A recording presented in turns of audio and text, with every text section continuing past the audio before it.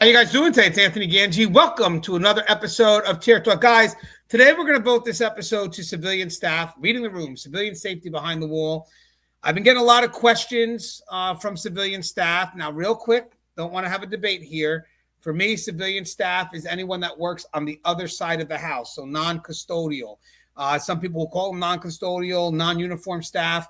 The label, I'm not here to argue about, just basically we are talking about safety. Maybe some tips for people that work on the other side of the house. So programming, social services, education, medical, mental health, classification, maintenance, business office.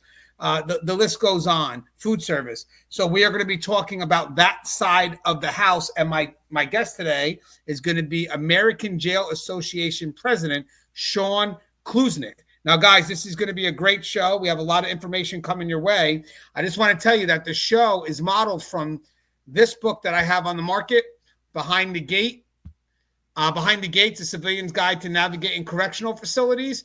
So we are going to borrow from some of the material in this book. I want to let people know that that book was constructed after taking a lot of the episodes we've done for civilian staff, put them into a transcript, answering the questions that come in our way, and then putting it through ChatGPT. And it gave us about 178 pages worth of material. And if you are on the medical side, I also have another book out there. They're ebooks right now, From Tension to Teamwork, Healing the Custody Medical Divide in Corrections. Again, books that I feel that are needed on the market, but I'm hopefully, if you're a civilian, non-uniform staff, non-custodial, you get some good tips from this video. And if you're on the custody side, watch it. Let's get an understanding of what the other side does, their role, and how we can work to help them achieve it, how we can work together ultimately. All right, so let me get Sean in. What's up, Sean? How's it going? Good. Hey, Sean, do you mind introducing yourself to my audience, please? Sure.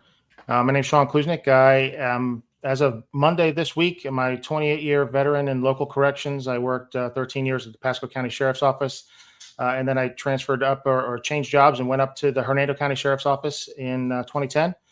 15 years there. It's been absolutely amazing. And about 2 months ago, just under 2 months ago, I swore in as the 45th president of the American Jail Association. I heard your lead in, and it kind of reminded me about how I got involved with the American Jail Association. I attended a course called Medical and Security Working Together in 2007 in St. Petersburg at a dive hotel. It was really, I mean, it was on the beach. It was nice, but it was a great training that kind of paved the path a little bit for my mentality when it comes to dealing with, security side, dealing with medical and all civilian staff. It's one big team. So we have to be smart about how we treat each other and be smart about how everybody's geared up to lead the way and make sure our facilities are safe as can be. Yes, and more people need to hear that. So again, this is also an effort to not bring about just awareness for civilians, but also a way to bridge the gap to build an understanding of what both sides of the house represent. Now, I do have some excerpts from my book that I will go back and forth with, but I do also have a pretty structured show with some questions that are geared towards what we can do to help the civilian staff get better acquainted to working in corrections. I mean, they come with these skills, but now how do we navigate those skills in this house? So I got a few excerpts. I want to read one real quick that we could break down. So one of the excerpts from the book, corrections is a controlled environment, but not everyone is trained to control. Custody staff have academies, drills, and tactical briefings.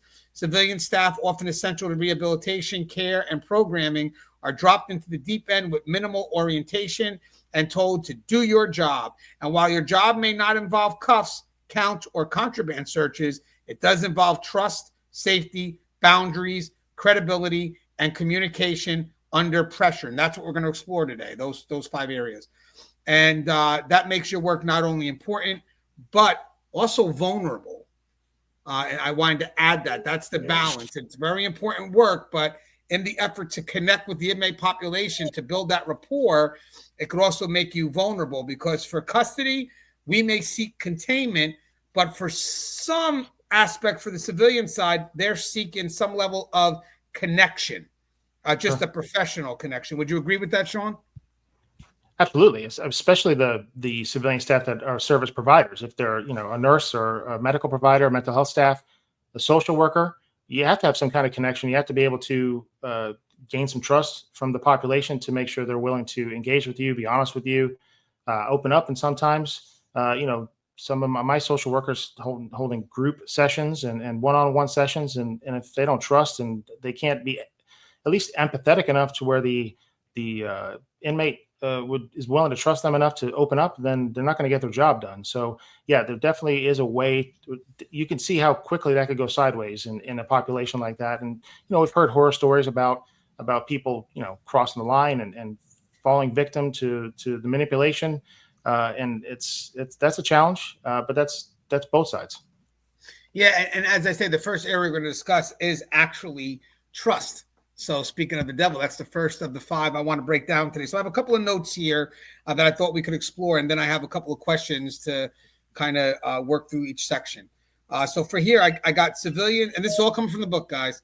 Civilians often walk with honor and trust from inmates and unproven trust with custody staff. So just to break that down real quick, honor and trust is, remember, you're trying to get an inmate to open up. You're trying to get them to be vulnerable so you can address the root causes, so you could be effective in helping them change. Now, remember, corrections, guys, it has to both showcase control or accountability. Accountability is not punitive, but also opportunity. So there's where the balance of the house is. The balance of a correctional house is usually between where I would say where accountability meets opportunity, because I'm still going to give accountability the foundation, because accountability is not punitive. So again, for the honor and trust from inmates, it's because you have to be able to connect professionally to get them to explore areas that they never explored before, so you can push for honest change that is welcome. But then I also have unproven trust with custody, because custody wants experience. So when you're coming into a correctional setting, you're not going to get custody's trust right off the bat. They don't do trust like that. They go based on their experience with you. And if it's a good experience, you start to earn their trust. And if it's a bad experience, you're not going to earn the trust. Let's just say that. Anything you want to say on that real quick before we move forward? No, you're absolutely right. It's even custody against new custody coming through, right? New rookies coming in. They're not going to trust you automatically. Just because you have a badge or just finished the FTO program I don't know who you are. I want to make sure that, you're going to have my back and you're going to be willing to support the mission in general. So it's not just civilian staff not being necessarily trusted right away.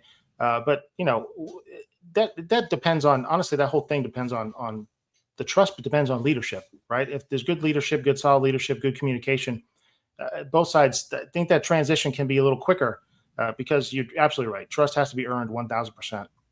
Sean, and you're so powerful with that, because good leadership allows that trust to be facilitated. I mean, it is a very tough dynamic, feeling that you have to manage two sides when it's not two sides. And we're not on spectrums either. We're working in connection. And the funny thing is, I always say this, I believe opposites attract as long as they complement and they don't contradict. So there is a balance to that. Like, I'll give you an example. I work for a really great team in administration where I'm at, right? We all have strengths, but we also have weaknesses. And somewhere along the line, we balance it out. Even though we may be complete opposites, it doesn't get to the point where we conflict, but rather we actually complement. And that's where the balance is. I think the same thing with custody and civilian. We don't work in opposites. We complement, and we have to allow for that to exist. We don't exist on either side of a spectrum. We exist somewhere in the middle, coexist. So you made a great point before about trust. We talked about inmates' trust can be manipulated if not managed properly.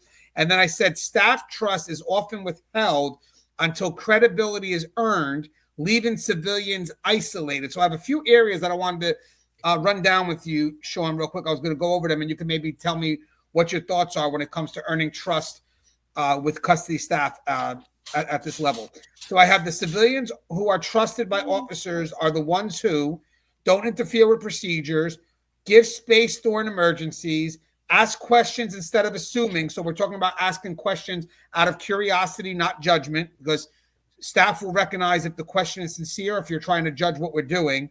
Follow lockdown protocols without resistance. Keep inmate conversations appropriate and brief. Respect staff only areas and avoid gossip. And I got civilians are hired for their skills, but they will be trusted for their presence. And presence is built one hallway, one report, one decision at a time. There's a lot there, Sean. So what are your thoughts? So I think over the last 28 years, it's gotten way better in our profession. I hope so. I know when I first started, you could feel a divide between medical and custody or security, and that's part of the reason I went to that class I mentioned earlier. I'll give you a quick example. A little different because everybody that I'm going to talk about here is a little tenured, and they pretty much do trust each other. But every morning, I have what's called the majors briefing because I have to brief my sheriff every morning by 8:15. So every morning in my office, I have my leadership team at my facility, the captain, the deputy jail administrators there, both of my lieutenants, and I have the director of medical services and her assistant. They come and we talk about everything. It's not, there's no, hidden scenarios where medical can't hear about what's going on in security and vice versa, because every once in a while I send out this email that may seem silly, but it's just a little reminder that security is everybody's job. So in my facility, I know if I'm walking through the hallways, I'm jiggling door handles, and there are times where I'm seeing the GED teacher, the social worker, our nurses, they're all checking door handles too, because you know what? They can find an open door too. So, but to the point of trust, when security staff knows that the civilian staff is going to back them up and help make sure they maintain a safe facility, that helps build it really quick. Yeah, and I want to mention that you mentioned a good point. For me, the key word I know for custody, I lean on control a lot. That's a key word for me, amongst other things, but the key word for me is control, authority, but control is what gets you authority. I think for civilians, my key word for them would be awareness, because I think that when you know your environment and you know it to a T, I mean, you know who's supposed to be where in your program or what the sound of that door sounds like when it locks, you should be able to recognize any change in that. And superficial or not, you should be able to communicate it to where, if something's got to be reported, it is. So I think awareness, because I know you touched on that a little bit, awareness is key for our civilians, because they help balance with that awareness our control efforts to maintain a safe environment. Now, before we get to the first two questions for the section on trust that I sent your way, I got one more excerpt from the book I want to read to you, and this I thought was it's getting shared on social media a little bit, so I thought it'd be something worth sharing here. So what I got here is: conflict in a correctional facility is not a surprise. It's part of the environment. It doesn't always mean something has gone wrong. It means something important is being tested. Corrections is a space where safety, structure, and human service overlap, often uncomfortably. Add in the presence of a population confined against their will, diverse staff responsibilities, limited resources, and the constant pressure of time-sensitive decisions, and you have all the ingredients for daily friction. Now, think about all the things I just said, and conflict I always feel is healthy, because if there's trust underneath conflict, then you start to build innovation. You start to be able to take things the next step forward, because without conflict, then nobody's communicating. Every time I walk in the facility, I expect something not to be perfect. And the moment people stop telling me is the moment they feel that I'm not worthy anymore to listen to their concerns. But I've always said this, Sean, and I did put it in the book, that the civilian side, the service side, whatever it is, runs parallel with custody. It could cause friction, but they are headed in the same direction. Does that make sense to you? Yeah, we have one mission, right? It's make sure we're running a safe and orderly facility. So yeah, they need to run parallel, because if they're running in the opposite direction, we're going to be in trouble. and that's not going to be that. I wouldn't call that conflict, because there is a thing as healthy conflict, but when you're running in an opposite direction, that's not, because conflict to me should have some level of alignment as well. Whether we agree or not, are we still aligned? For me, the biggest thing when I have meetings and I bring everybody together is really the meeting after the meeting. What's going to be discussed afterwards. So I got buy-in, or did I let people speak? Are they invested in what the outcome is? So again, with the civilians, a leadership question, you are in a leadership position. What guidance do we give civilians on earning and managing inmate trust without compromising boundaries? So what's your piece of advice there for that? I mean, we talk about the basics when it comes to, inmate manipulation and keeping out for ideas or signs of that. Don't think for a second I don't use your book in that scenario. Okay. It's key that people are able to recognize what they're looking for. They know how to react to it. At times, report it. Yep, I see that plug right there. At times, Hey, you plugged it. Report it. It's a great book. But you have to be able to make sure that they also know the repercussions if these things are identified and not managed or not reported. If somebody's being manipulated or challenged, and especially a civilian, and they don't tell us, I've had scenarios where we've had inmates reach out and inappropriately touch civilian staff, medical staff. And there are times that it didn't go reported. I'm like, why wouldn't you tell us? It just makes no sense. But when you're wearing a badge, you're typically probably more black and white than civilians. And there are times, especially when you're dealing with mental health cases, they may be a little more lenient. But all those things, no matter what happens, even if it is somebody who's really just out of their mind, they need to be reported so we can make sure that we add protection. If it's a situation where a deputy or an officer is escorting a nurse around and something happens and one person or one of the inmates acts out a little bit, tell us about it so we can make sure we have another deputy there, even sometimes three. We need to make sure that we protect our civilian staffs at all times. So I use a little analogy, and maybe not appropriate for this time, but I talk about, especially with medical, I talk about, typically, I say typically, a lot of times nurses are females. And I used to tell my trainees, I'd say, hey, listen, take care of these nurses like they're your sister. They're your little sister. Think about them as your little sister. You love them, you'll protect them, but you don't want them in your hair. So get them in the facility, get them in your housing unit, get them out of your housing unit as fast as possible, as safe as possible, and tell them to kick rocks, right? That's how I did it as an FTO. But at this point, they're such an integral part of the team that it's our job to protect them. I joke around sometimes that, the custody is more like kind of like the Secret Service sometimes, right? Want to make sure we're protecting who comes in. That's anybody at that point. But especially when they're your teammates and you want to get them in and out. But they have to be able to communicate their issues too. If they're dealing with stuff that we just don't know about, the inmates being manipulative or even aggressive, we just need to know about those things so we can take proper precautions and make sure, they don't fall into the trap of crossing a boundary and get in a situation where they can't recover from, basically. Yeah, and I'll tell you something. For custody watching this video, the civilians definitely know your role more than you may know theirs, because your role is their safety, and their want to survive will know exactly, where you need to be, especially when they need help. Now, for me, when it comes to boundaries, I always tell the civilians that you work for the agency, not the inmate, because there is going to be a need to connect. I get it, but it has to be filtered from what the agency expects from you and not from what the inmate may want or demand. And sometimes you can find that there are some civilian staff. And by the way, when I say some civilian staff, there's also some custody, but right now we're focusing on civilians. So everything is really about human behavior, but right now we're focusing on civilians. So it's not to compare and contrast.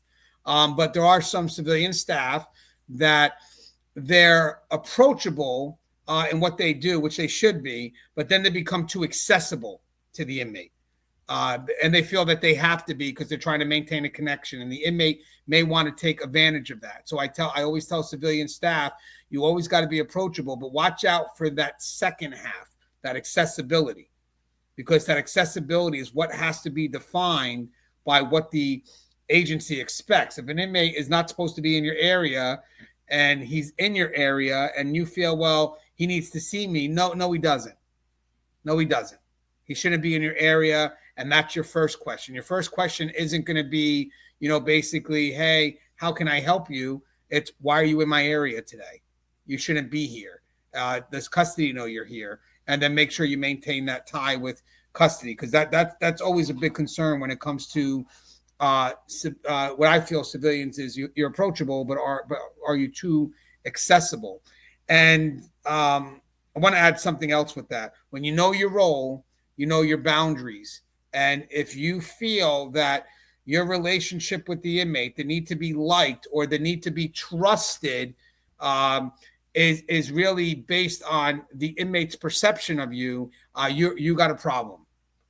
You got to be trusted in your role from the agency, and the inmate will have to figure out how that works for them. But if you find that you're spending a lot of your time trying to earn the inmate's trust or trying to earn the inmate to respect or like you, then you wind up that everything you're doing is based on what the inmate gives you permission to do. So remember, your role is defined by the agency, and you don't work for the inmate, you work for the agency. So everything's got to be filtered through those agencies' expectations. And the moment you forget that, the moment your trust gets manipulated, is the moment you're heading down the wrong path. Now, on that note, yeah, sure. So you're describing it from a prison setting. So in a jail setting, a lot of times the staff has to go to the inmate.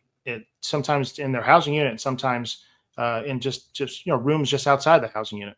And I'll tell you what, during using the technology that we have a messaging service. We use smart communications, and we have inmates are able to send requests directly to areas. And sometimes if you can watch trends and patterns when inmates decide to only send specific requests, like I need new laundry stuff, I need replacement shoes, I need this, I need that, and it's only going.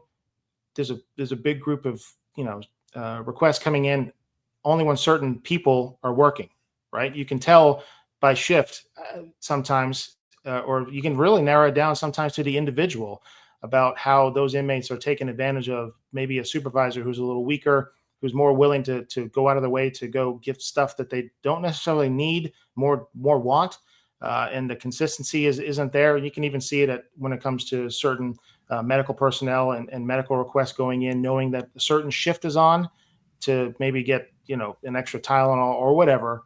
You can see those trends and patterns using the technology, and it's pretty telling. And but you know what? If good management's taking advantage of it, and it's a good employee, maybe it's time to put their arm around them and say, hey, we can see a little bit of a trend or pattern here. We might want to address this. Or remember that you work for us, you're not working for them, as you said, and maybe save a career at that point.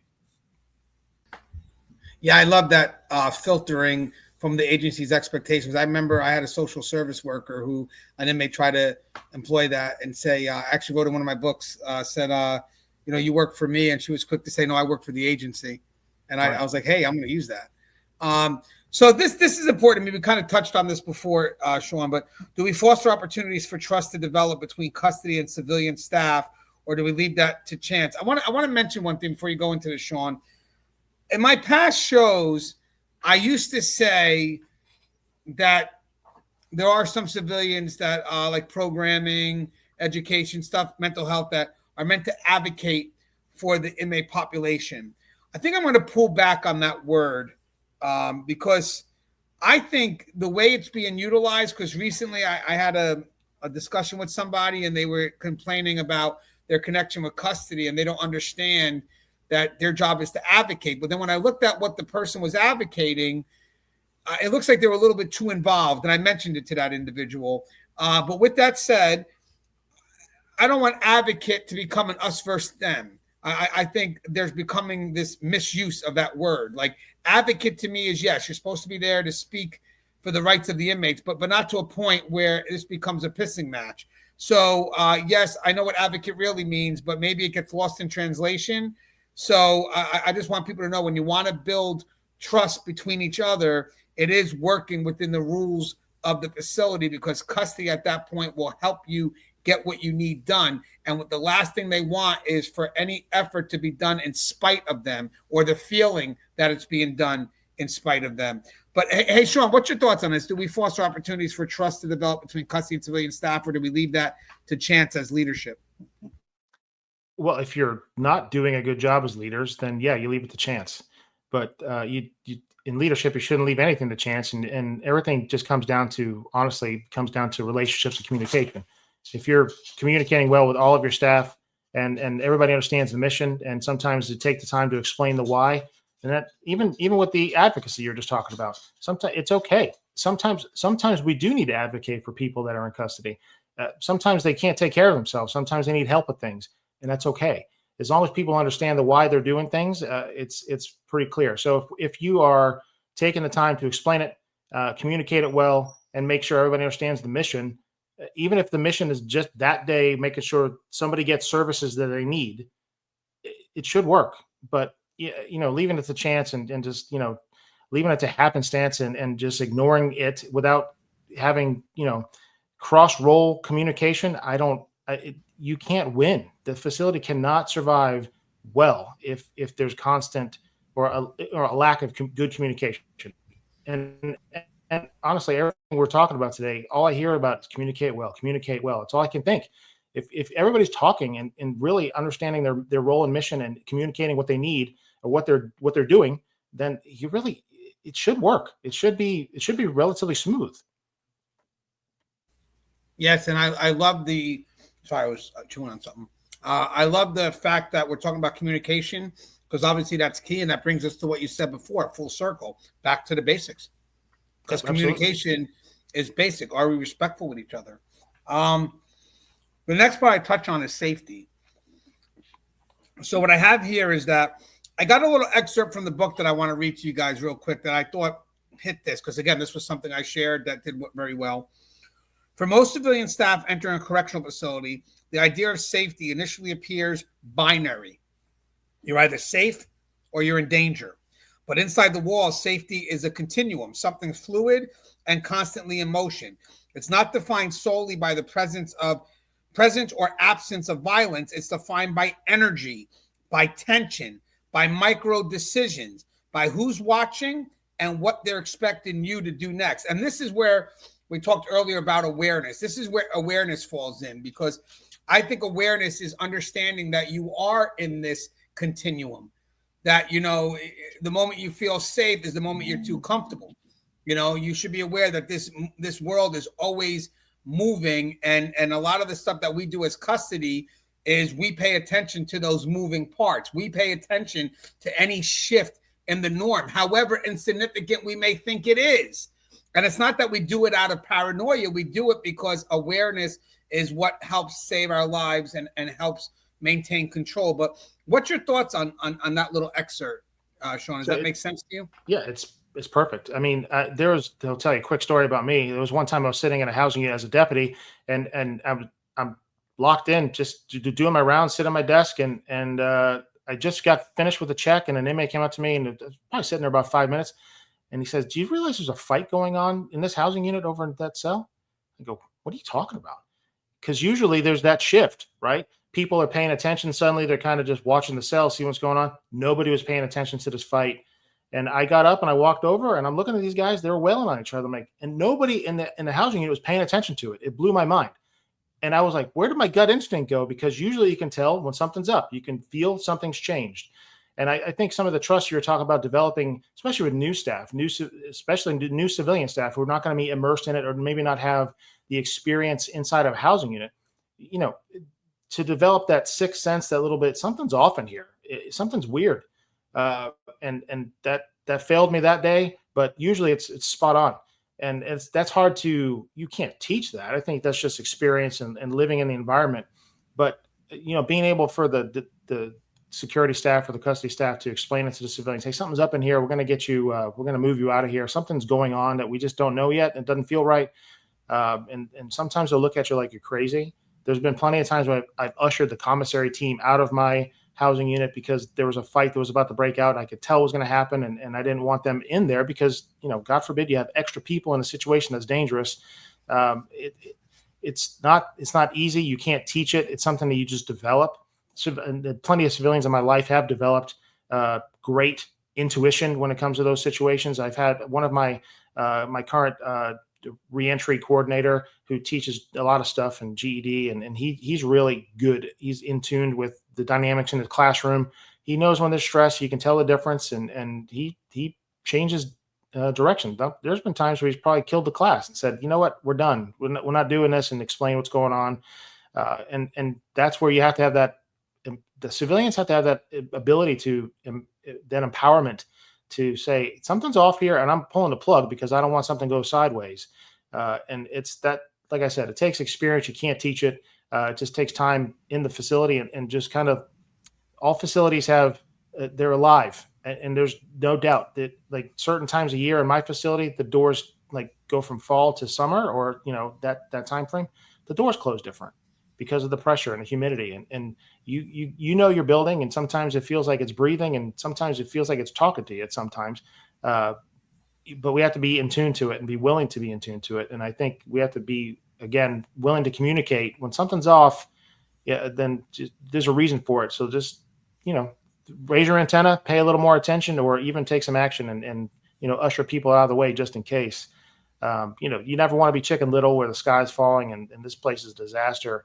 But security, I'd rather be wrong multiple times in a security situation than and be safe than to not say something knowing I should have said something, and that God forbid somebody loses their life because of that.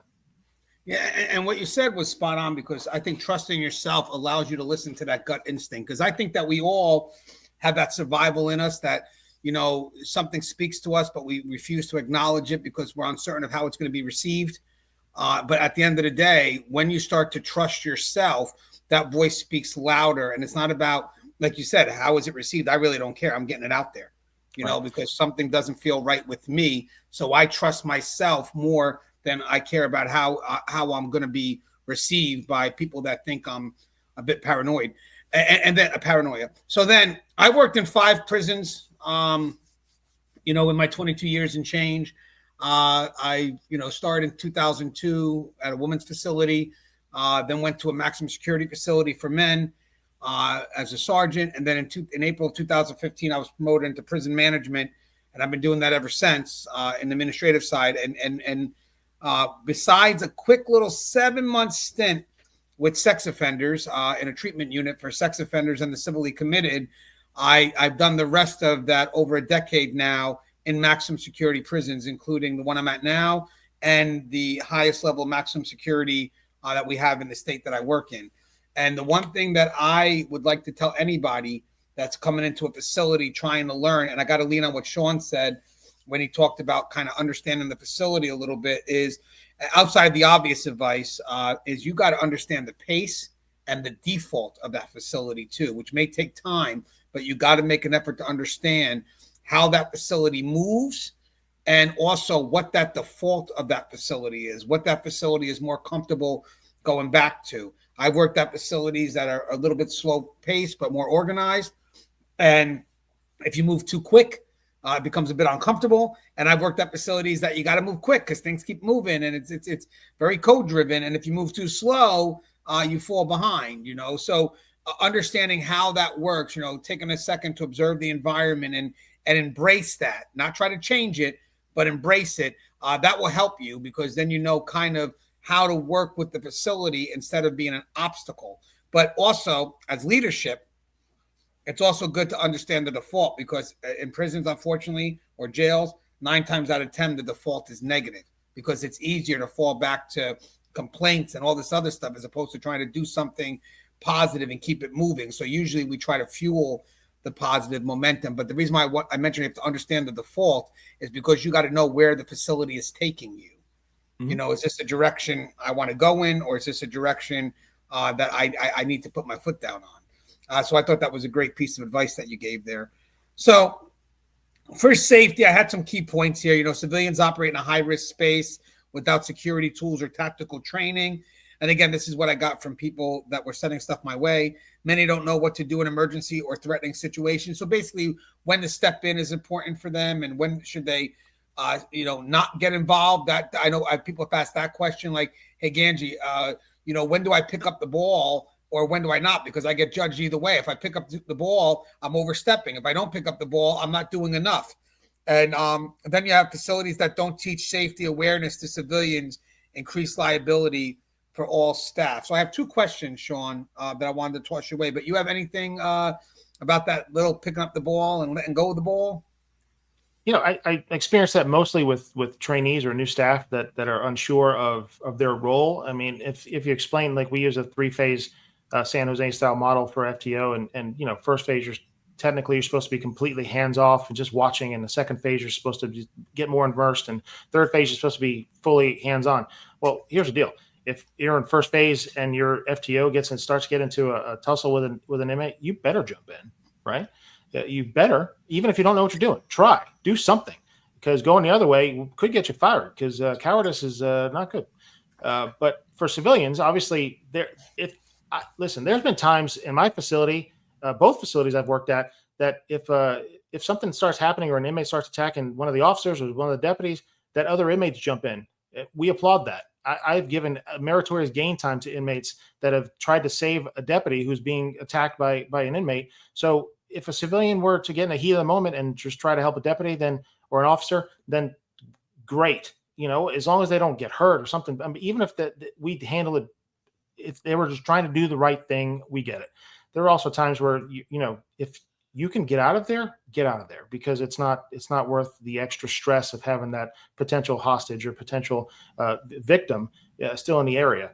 I think it's easy for us to just assume that civilians would just know to get out of the way. No, it's about training, and again, communication. I think I was kind of thinking about, you mentioned about training just now. I was thinking about what happened to us during COVID. COVID really changed some things. Technology really got enhanced, and I think we got comfortable sitting like we're doing here behind keyboards in front of screens and doing training. And I know we've tried to take full advantage of the ability to listen, you can get a doctorate at a university and never set foot in a classroom now, right? So why can't you cover post orders or do your mandatory training online? Great. Some of that stuff works if you do it online. Some of that is a time saver, absolutely, for management. It's a great time saver, maybe even a money saver because of that. But there's certain things that we should always have classroom training on, just at the very least to have discussion and have a QA. If you're going through your training and something happens and you don't understand what it says, what are you going to do? Call Sarge. Hey, Sarge, I don't know what this means. No, you're just going to sign off on the training, say, prove that you got it done, and just you're going to go away. Unless you have a good mentor or something like that. Or say, I didn't understand that. But especially for civilians, and when it comes to their safety, they need to know how to respond to things. They need to be involved in those decisions. They need to be involved in even drills. We always involve our civilians in drills, especially medical. Obviously, medical is the default civilian group that I think about. But my control rooms are run by civilians.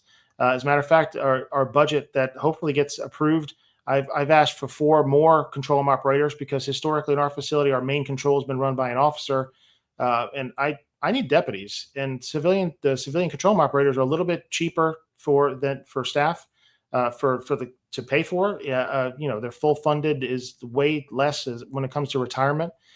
So I added 4 control room operators. I'm going to train civilians to run main control, and I'm going to free up basically 4 deputies. So I'm going to create 4 deputy positions that way.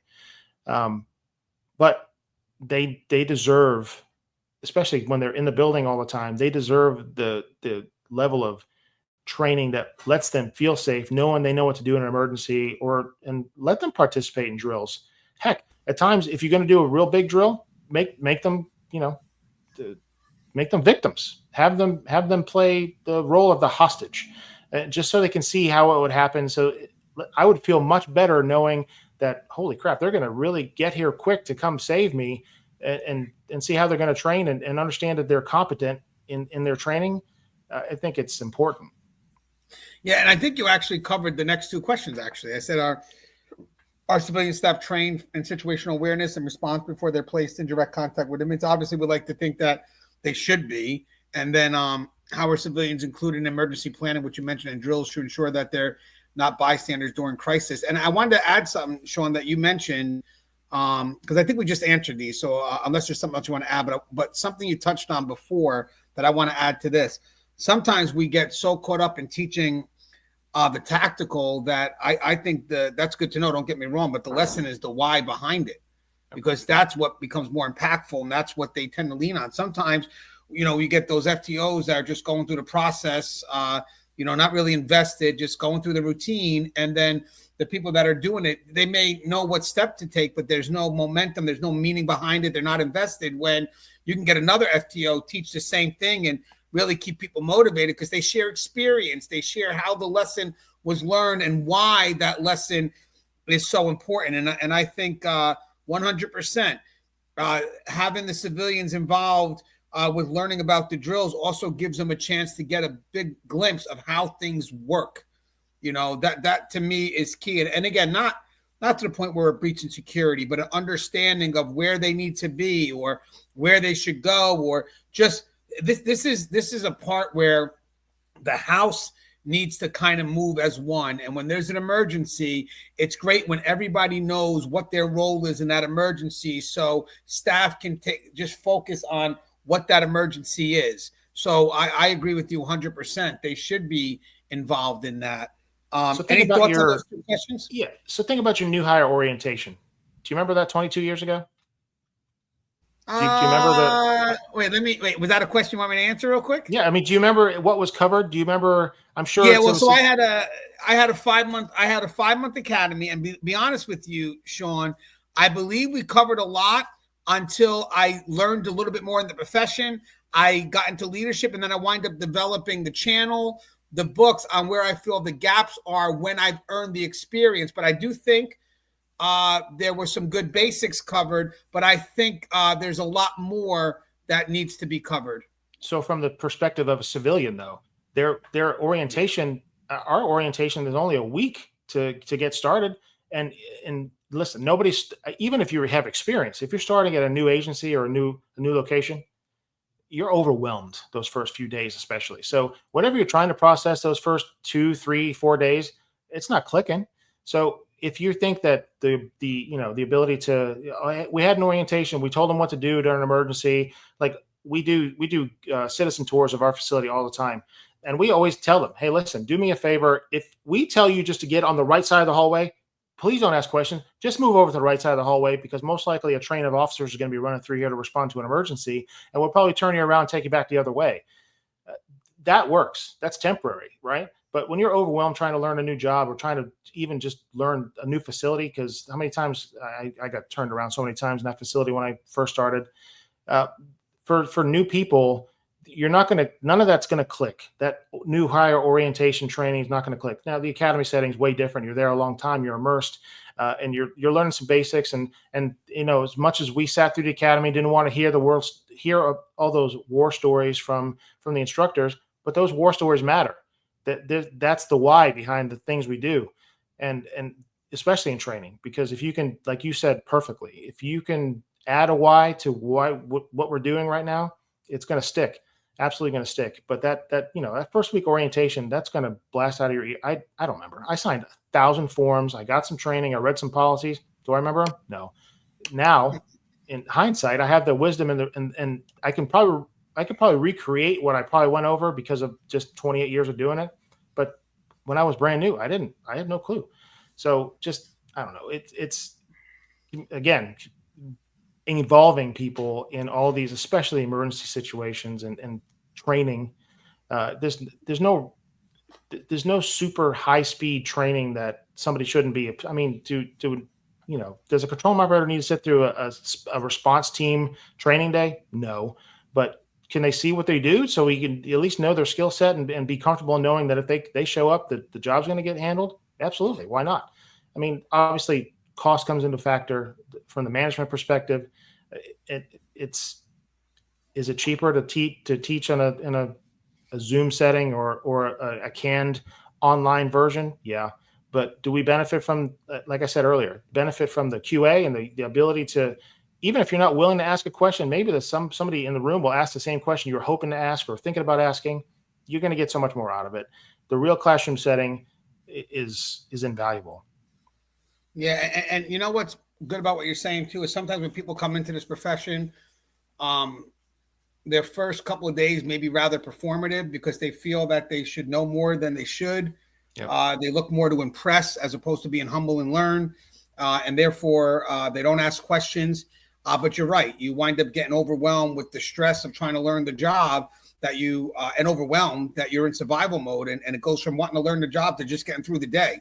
And once it starts to click that you're just trying to get through the day, you're not learning anything anymore. You're just looking at the clock constantly, hoping that the day is going to end. That's why I feel that you're 100% correct. The learning process should be progressive, but should be also, not all at once. It should be nicely planned out because there's so many nuances and corrections that's different everywhere else that you really got to meet the needs of the people that are coming in, as opposed to expecting them to meet what your expectations are right off the bat. So sometimes you got to talk to the slowest person in the room. It is what it is. People comprehend things differently, and there's just so much about this profession to learn that I don't think a week is enough. I don't. I just think most of the time they do a week so they can say they put something on paper, and then later on when the person messes up, they fall back and say, "Well, you took this class for a week." Yeah, but where? Who taught it? Online? I mean, where did I get this class from? I didn't get any. Besides the class, I didn't get any mentorship. I didn't get anything. I just heard. It's like here's this book on physics. Read it, and by tomorrow, answer all the questions. I mean, so the next part I got is boundaries. I think this is extremely important. It's one of the 5 things we talked about, or the 5 things we mentioned above. So the key points are civilians often come in with a helping mindset that blurs professional lines. In some cases, remember, if you think you're helping the inmate directly without the filter of the expectations of the agency. Then you got without boundary training, civilians may over-disclose, over-involve, or become overly familiar. And we even talked about, again, approachable versus accessible. And then crossing boundaries can compromise staff safety and institutional integrity. And by the way, sad thing is with some custodial staff will redirect you and maybe help you. Some will let you fail. I'm against that. But unfortunately, some staff may not invest in a lot of civilians or custody staff because they've seen you come and go.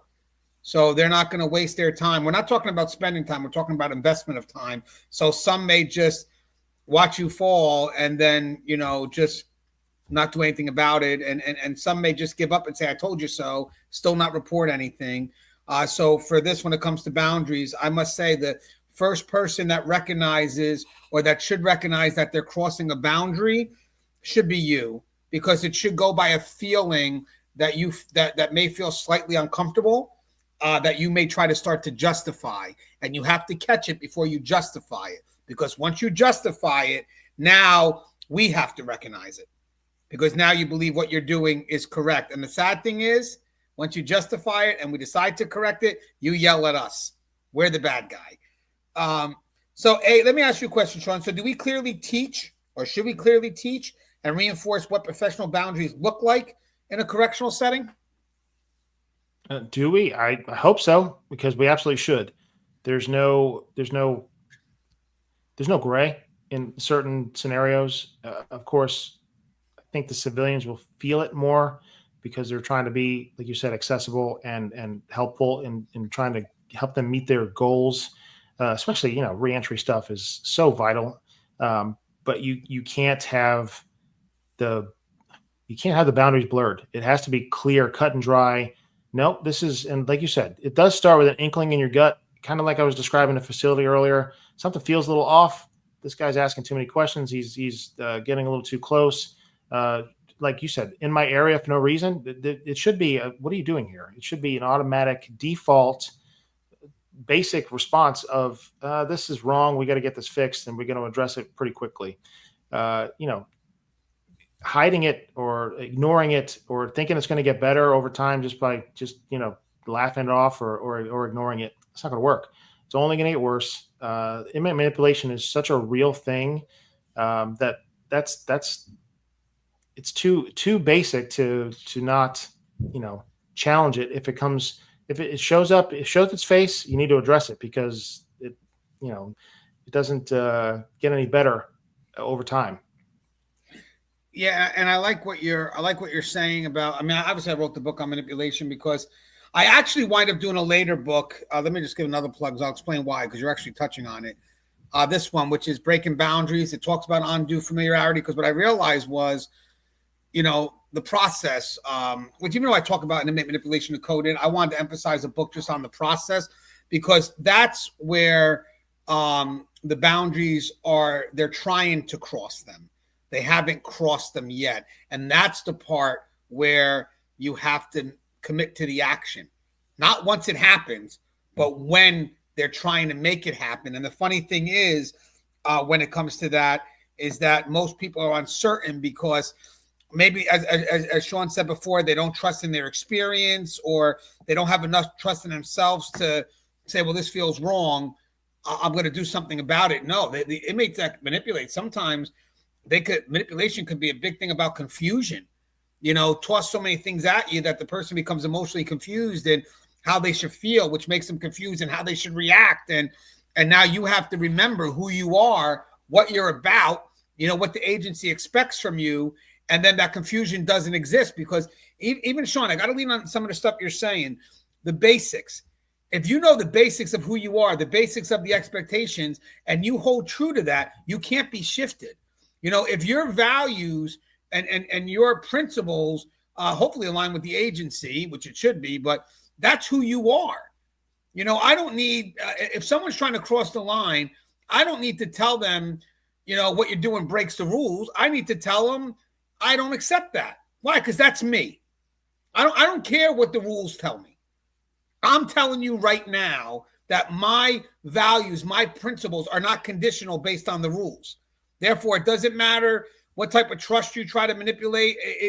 It's on me. So at the end of the day, I said no because I said no, not because the sergeant doesn't want it to happen, or not because the rules say so. I said no. And it's that simple. I go over a story about an inmate love letter that you read in my book, where the officer did the right thing, reported it. And when the inmate, unfortunately confronted her about it, she said, he goes, why'd you turn me in? She goes, because it's against the rules. And oh, that's a great answer. It's not, because the inmate thought that if it wasn't for the rules, they could be together. Mm-hmm. The right answer is, why'd you report me? Because it's not the right thing, because I said it's not the right thing. It's an internal justification that really doesn't have to be explained to the inmate, but that you should believe.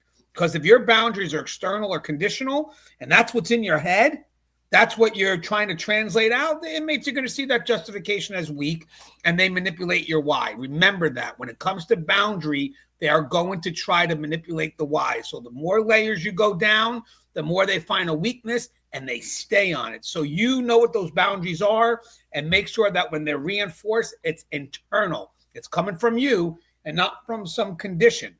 Does that make sense, Sean?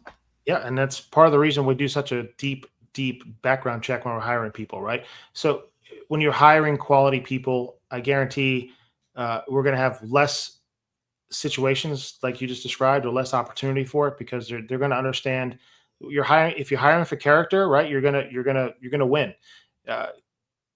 I think having the mission, and it goes back to communication and leadership. If the leadership is communicating the mission well and enforcing the missions well, and showing that there's no deviation from our mission, then it helps staff understand, well, this is clearly against the rules, but if somebody's struggling with their internal conflict, it's against the rules, and I need to make sure I save my job. That might work, but like you said perfectly, if everybody, the integrity is strong, your ethics are strong, and you hire right people, then your facilities get so much safer in general. They were not going to let that boundary even be pushed upon, never mind crossed. So I think some of the back work, or the backdoor work, or the front end work that we do when it comes to hiring people, vetting people, I think it's important, and that's on both custody and the civilian side, because if you hire the best, our background check at the Hernando County Sheriff's Office is ridiculous. The sheriff talks about some great things. He talks about, we had something like over 2,000 people apply with our agency, not just the jail, but our agency in general last year. Only 100 got through background check. We are relentless when it comes to making sure we're hiring the best of the best. And the sheriff also, holds everybody accountable to the same level. He talks about when we're swearing people in Florida, sheriffs, they're one of the most powerful law enforcement personnel in the country. Florida sheriffs are strong. And he talks about it at our swearing in. He makes sure he swears people in. He makes sure you put your hand up and you swear an oath. That's everybody from when I re-swore in as the major, all the way down to the brand new telecommunicator, brand new nurse, brand new deputy. And he says it. Sheriffs are allowed in Florida to hire deputy sheriffs, right? Empower deputy sheriffs. They are the sheriff. And he tells people in our swearing ins that even civilian staff are deputy sheriffs. I mean, he's not going to call him a civilian deputy sheriff. That's, first of all, it's cumbersome, it's confusing, but it's true. They're serving the sheriff as the sheriff in their role, but he's going to hold the civilians and the sworn personnel to the same standard. And that's why we do the background check. We know who we're working next to is a quality person. At least everything we saw on paper and in the file, and it's to the best of our ability, but it's detailed. I see the tail end of them. There's so much information in those files. It is really cumbersome to get through a file to hire somebody. But the sheriff, he holds everybody to the same level, whether sworn or civilian. So I'm hoping that the people that come to work with us would cross those boundaries. But at the same time, they're new and they're young and they need to know. They need to understand what they're looking for too. So that goes back to the training. So as long as I understand the mission and we're locked in on not deviating from the standard, the acceptable standard, I think we'll all be okay.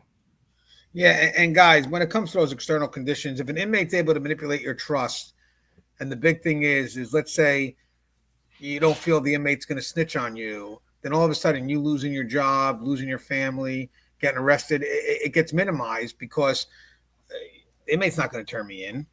So you got to have that strong value when you come in, and you got to be defined by what those values are as long as they're aligned with what the agency expects. And I want to mention another thing for the people that are the program providers, the ones that work diligently to try to get to an inmate.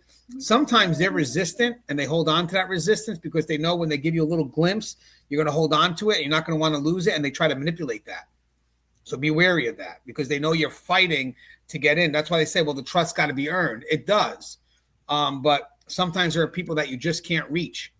It is what it is. And there are some people that will hold on, be resistant, make you fight for that connection. And then once you get it, they try to manipulate the effort to maintain that connection. So be wary of that. And then this is a quick one.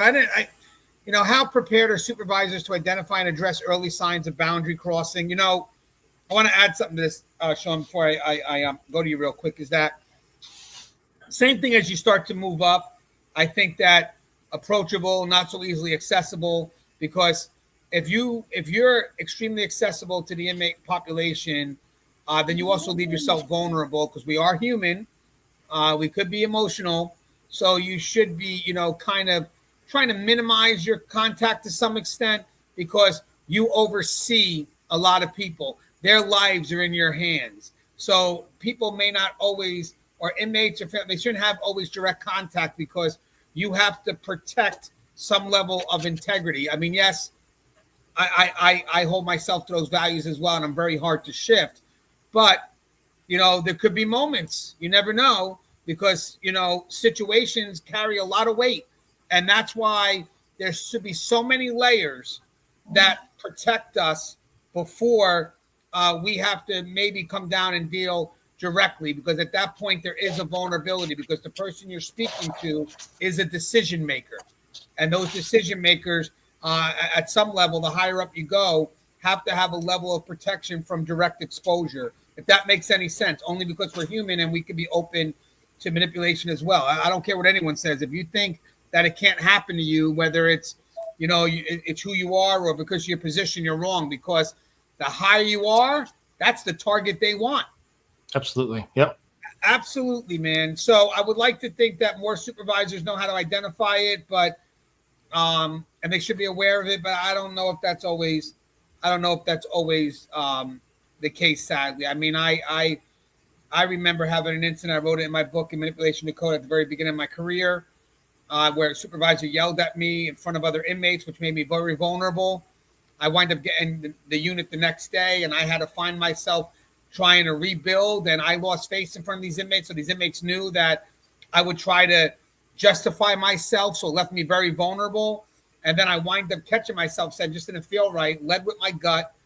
But had I not done that, I think the inmates had a chance to sway me a bit because my ego was attacked, my pride was attacked, and they were building me up, but also building a us versus them between me and the supervisor, which later became an us versus them with me and the other custody staff. And I actually had a good experience with the other custody staff. So I was like, wait, this doesn't feel right. And then 8 years later, when the sergeant went to retire, I was still an officer because I didn't make rank to probably 8 years and change in. So soon after, I saw that sergeant before he retired, and I went through day one. Now, day one is powerful, like Sean said, because you're vulnerable. So many things going on at the same time that you remember that day because memories are tied to emotion. So you remember, you're emotional. And I finally had the chance to tell him, what happened on that first day, how I felt, and how I felt it made me vulnerable. And all I remember, that supervisor told me, now mind you, I'm spilling my guts out. I had a better report to supervisor since then, but I'm spilling my guts out. Never really talked about day one. And all he said to me was, I can't believe you still hold on to that shit or that shit. Whatever. So I remember, and I said, wow, this guy created the situation for me to be vulnerable. And again, it's not to point blame, but let's be honest. Manipulation could be us. We could come in already vulnerable, or the situation created could make us vulnerable. And I think a lot of supervisors should be aware of, or anybody should be aware of the situations that they create that could leave a trusted staff member vulnerable. But any comments on all that? Because there's a lot there, Sean. I think my first comment wants to be is think about how far supervision's come in 20 years, because you'd never do that as a sergeant. I hope I would never do that as a sergeant. Right. You praise in public and discipline in private. That's the key, and that's everything. Especially when you have I would much rather be dressed down in front of my peers instead of the inmate population, because that's crazy. That's a crazy scenario that you went through. And absolutely, when you're brand new, you just don't know any better. And sometimes that's the path. And it's I'm glad you had the opportunity to challenge him, but that response tells me it's about time for that hopefully that guy was retiring, because that was not in a scenario you'd ever want to have to deal with anybody else, because that's really just, some facilities you end up having supervisors that are there just because they come to work for so many years and they get promoted. That's where we have to have good communication and develop talent, and see, my colonel, my chief deputy talks about it all the time. When we make a promotion, we're not making a promotion to fill a spot. We're making a promotion and hopefully see something in that person that could fill the next promotion or even the next one after that. We want to focus on developing people, and that guy didn't fit that bill, I guarantee, because that was must have been rough. That's a tough one. Yeah, and it sucks because the reason he got mad was it was towards the end of the shift. The inmate came out of the dorm, said that she felt threatened by another inmate. So at the very beginning, you're trained to separate them and call for a supervisor. I didn't look at the clock. I just called for the supervisor. He must have already been in his car, had to go on. He was flipped that he had to stay a little extra. I think ultimately that's what it was. So I got two more areas left, and then we could wrap it up. I got credibility. I have a little quote from the book here. Integrity isn't an external measure. We talked about that. It isn't a training module you complete on a certification you hang on your wall.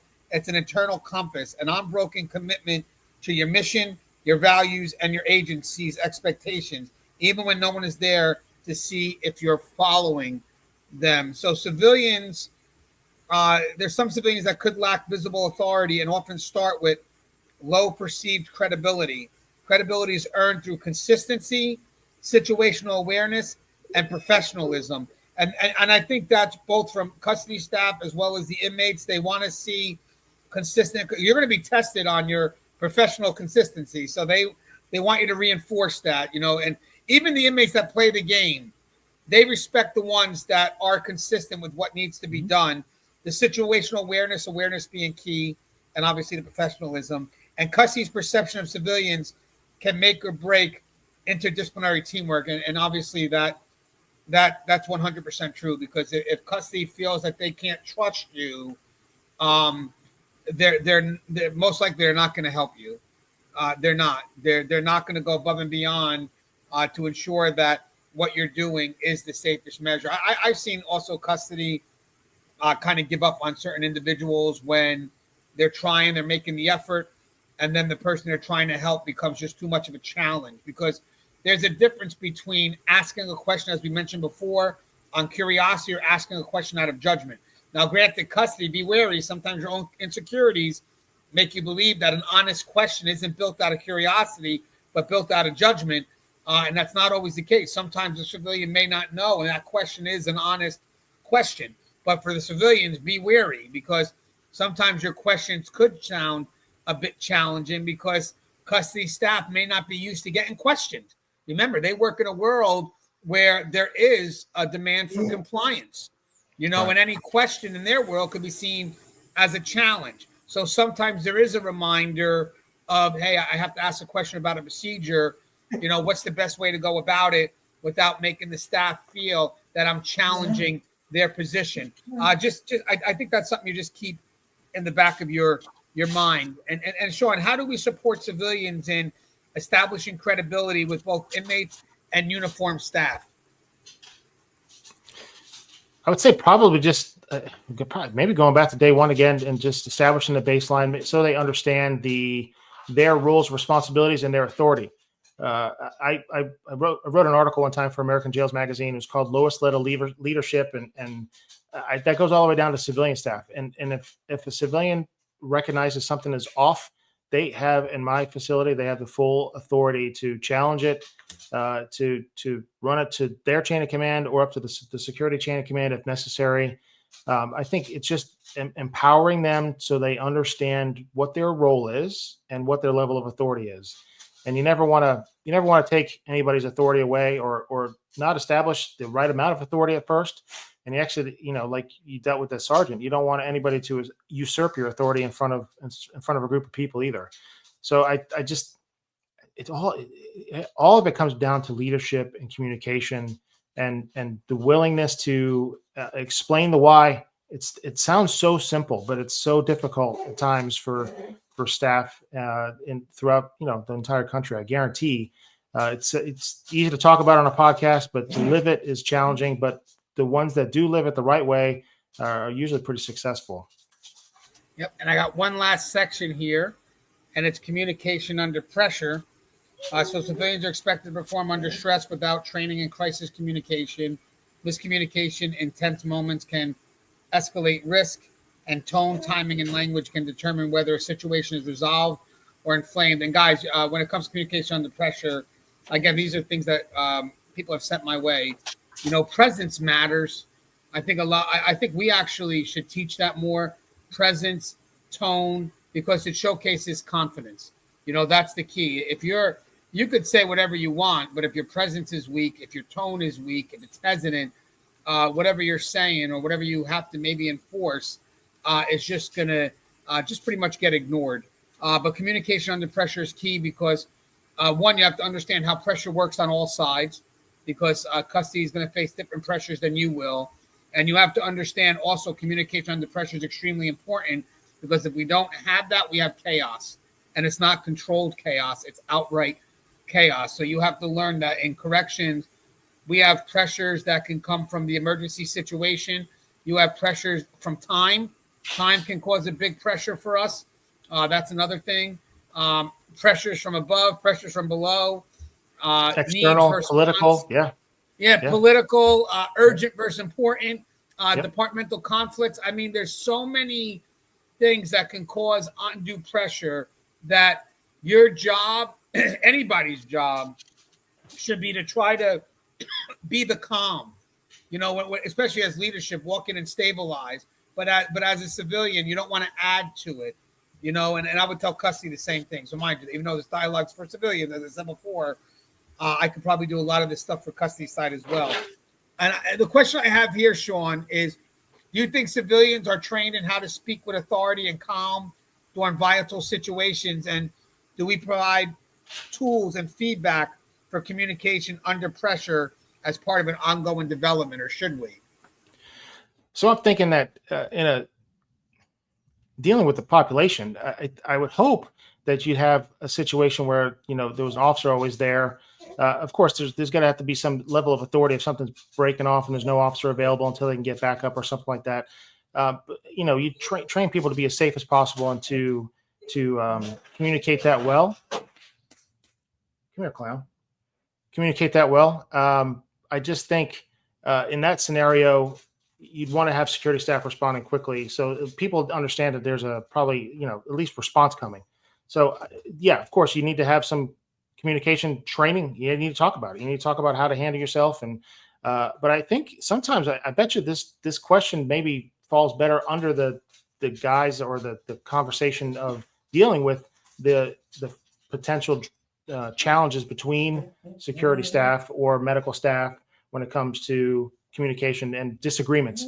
I had one time, I had a sergeant tell me one time when I was a lieutenant, said, the best thing about ULT is the fact that if I bring something to you, we bring a challenge to you, if classification disagrees with something housing did or bookings challenged with something, you always listen, right? Leadership, a lot about leadership is just listening and hearing people out and just being a tiebreaker. I don't want to make all the decisions all day long. It's not conducive for a successful agency. If the top levels are always making all the decisions, that's silly. But being willing to be assertive, to say, just because I'm a civilian doesn't mean, listen, my medical director has the equivalent rank somewhere between my lieutenant and captain. If she comes to me and tells me something's off, or she challenges a lieutenant or the captain in general about something that's going on, I'm going to listen. I'm going to hear it out. There's no, everybody's, experience and perspective is important. So ensuring that your civilians are comfortable in that communication and the challenges that come with that, because listen, there, like you said earlier, sometimes the officers don't want to hear, I can't do it, or you can't do that because I'm in charge. Well, come on, let's be realistic. We got a holistic community basically going on, that we need to make sure everybody has a voice and everybody's experience is valued, because imagine how much wisdom you could leave out accidentally by not talking to people and not letting them engage, or not supporting them and teaching them how to engage properly. So communication, it comes back to that all the way through. Yeah, Sean, I love what you said, because also I think a big part of what communication is understanding each other's role. And obviously our role, you mentioned something about custody, which I want to elaborate on real quick, is that everybody's going to translate pressure differently. One, because of who they are, but more importantly, what they're trying to achieve. And I think when we start to understand where our role is, how it interacts with the other roles, so why does that role exist? How does that role interact with the others? Then that helps us kind of prioritize the pressure, so we know when we are the main role, or when we know we're the support function. I've always told people that too, when it comes to working in corrections, we do need people to carry the ball, but we also need people that also know when to give up the ball. So there's a balance, because there are times where your concern is primary and then we support you, but there are also going to be times where you have to play the supportive role. And I think understanding how the roles interact, how they connect to each other, then you kind of know how to understand the pressure people are facing, because you understand what they're trying to accomplish. And I'm going to say that for custody as well. Sometimes a civilian's concern you may not feel is that important, because they're just civilians, and safety and security is the biggest thing in the world, and nothing else equates to that. And that's not really the truth. I mean, safety and security serves its purpose so we could do these other things. So when a civilian does have a concern, it should be seen as just as important as what your concerns are, because again, they have things that they have to accomplish. And if it can't be accomplished, then if there's time, or when there's time, you can explain to them so they can understand a little bit more of when they have to kind of move aside, or when they're able to move forward. I mean, that's again, I've never really, I don't know how it is to be a civilian in corrections. I know it's tough because now I oversee them, but I never was one. So I know they have to pretty much ask as they move. It's not as easy. It's easier for us because we can move around and get a little better control of our environment where they don't. So it is a lot of just, asking in order to do things. So I think this is a good partnership, and the communication under pressure matters the most, because that could be a good time for us to start showing support to each other, depending on what the primary concern is you're trying to either react or resolve to. Hey, Sean, anything you'd like to say in closing, sir? Because we wrapped it up. Hey, it was great to be back on the show. It's been a bit, and it's pretty cool that I get to do this in the role I'm in now. I appreciate all your work on this in this realm. Honestly, you've done a great job. You've been an amazing leader for corrections for years and years. So I appreciate it, and I'd be happy to come back anytime. Well, Sean, you're a guest anytime you want to come out. I mean, you were recognized long before the title with me, man. We're friends. So, I would love to have you partner up with me and Russ. As I told you, when we do the shows, all you have to do, I mean, I'll reach out to you. I don't want to be a pest because I know your schedule is extremely busy. But as I said, we try to do Friday nights or Saturday morning, depending, because Russ is on California time. But yeah, we got training. We're putting stuff out there for people just to, if they need it, it's there. I mean, it's not about the views. Just if it's needed, it's there, and we put it out. So I'm going to put this video out. It's available. You've done a great job building this I mean, this catalog of stuff you have is amazing. You've done a great job. Well, maybe one day, me and Sean could do a class together at AJA. Just us. Hey, we'll open Q&A. We are looking for ideas, so that could happen this year. Who knows? Well, I like what let's piggyback on your ideas. Back to the basics. How are the basics being taught when you don't have a mentor? Yep. Hey, we got plenty of topics. Matters. It's good stuff. Yeah, I'll love to maybe one day if you want to break bread on that. And if you guys have suggestions, you also could email us, right? Sean, you have an email? Are you able to give out one? Yeah, the easiest one now is SeanK@aja.org. SeanK@aja.org. Let me put that. Let me. So SHAUNK. Yep. @AJA.org. Yes, sir. All right. So I put it on the bottom, guys. Take a look. Is that right? Yes, sir. That's it. All right, guys. Any questions? Any suggestions? There it is. And great dialogue, Sean. I hope maybe we can get together. I'm doing another one this weekend. You know me, so I'll give you a buzz. Okay, sounds good. Thank you, sir. I love all you do, brother. Stay safe, man. Are you too? All right, brother. God bless. God bless.